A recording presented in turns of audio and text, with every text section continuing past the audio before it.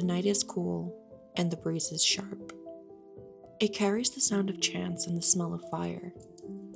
You're waiting for the heavens to speak, and once they do, you make your move. The success of the dynasty rests in your hands, in your ability, in your name. And that name, it will echo for millennia. Fu Hao. Intricately carved into bone were questions. If Fu Hao leads the attack against the Tu Fang, will it be auspicious? If Fu Hao commands the troops, will there be loss? The bone speaks the words spoken the day that they were carved. You can hear the past and see the response 3,200 years later. Welcome back to The Rose's Past. Today we're going to be traveling back to Shang Dynasty, China, to explore one of the most powerful women in history, Fu Hao, the warrior queen. Fu Hao lived during the late Shang Dynasty, around the 13th century BCE, and was one of the many concubines of King Wuding.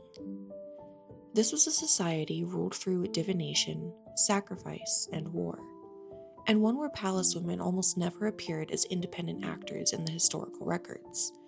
And yet, Fu Hao does. As discussed in the concubine problem, linked here, Shang royal consorts were not political figures. They were expected to produce heirs, participate in ancestral rites, and remain within the domestic and lineage space.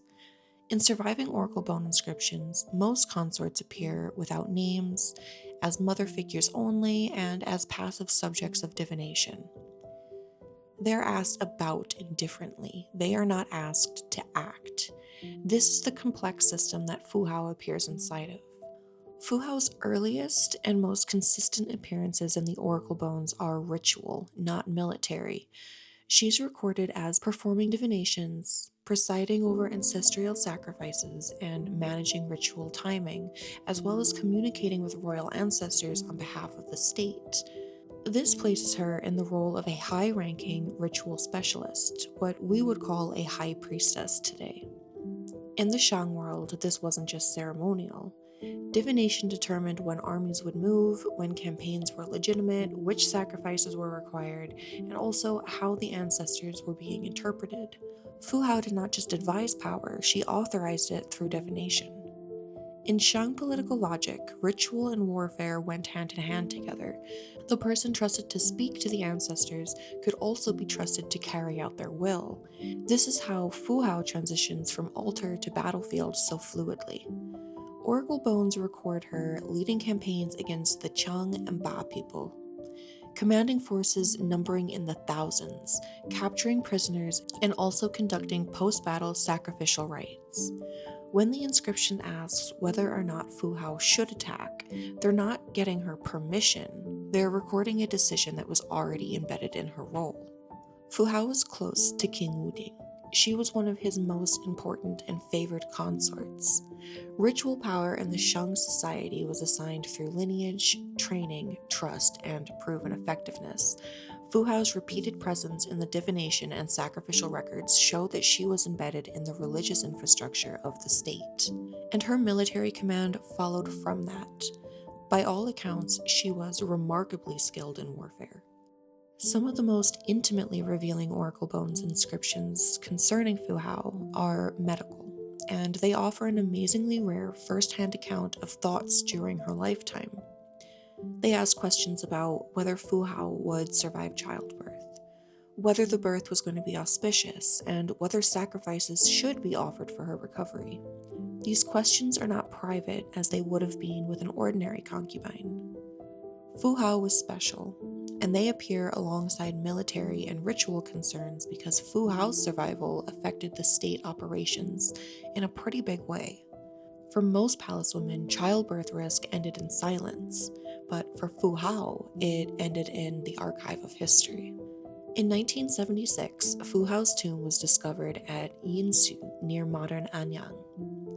It was a single vertical shaft tomb, approximately 7.5 meters deep, constructed of tightly rammed earth, and amazingly, it was completely undisturbed.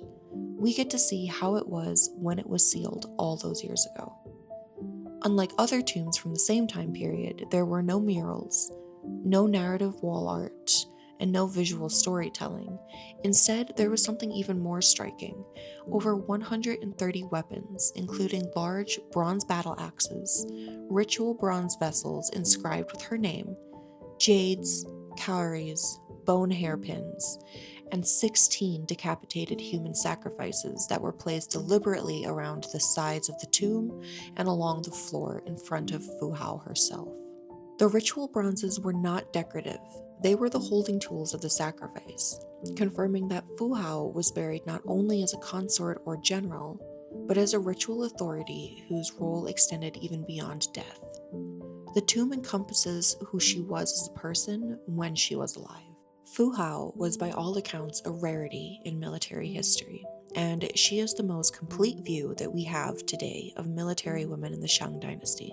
Although there were many more women in the military at the time, after her death, female war leaders of that level began to taper off from military and ritual command records.